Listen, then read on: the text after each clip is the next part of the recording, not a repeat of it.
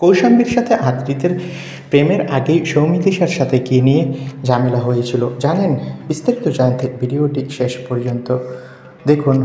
মিঠাই ধারাবাহিক শেষে নিজেকে নাকি অনেকটাই বদলে ফেলেছেন অভিনেত্রী, কিন্তু এই বদলের কারণটা কী এ প্রসঙ্গে সৌমিতিশা জানান, বদলে যায়নি, হয়তো কিছুটা অভিজ্ঞ হয়েছে।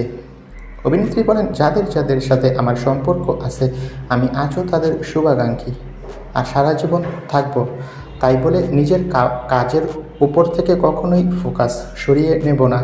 আমি মনে করি কাজটাই আমার সব। জনপ্রিয় সর্বভারতীয় সংবাদ মাধ্যমকে দেওয়া সাক্ষাৎকারে অভিনেত্রী ব্যক্তিগত জীবন নিয়ে আরও একটা চাঞ্চল্যকর তথ্য দেন।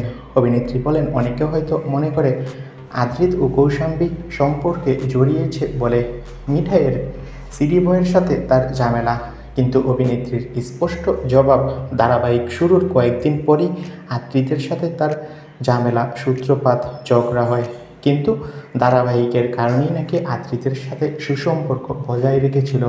কৌশাম্বীকে এ বিষয়ে কোনো দোষ দিতে রাজি নয় সৌমিতিশা। তো বন্ধুরা, সৌমিতিশা নিজেই জানালো আদ্রিতের সাথে কৌশাম্বীর সাথে আদ্রিতের সম্পর্কের আগেই তাদের ঝামেলা হয়েছিল। এ বিষয়ে তোমাদের মন্তব্য কি কমেন্ট করে জানাও, আর আমাদের চ্যানেলটি সাবস্ক্রাইব করে রাখো। ধন্যবাদ।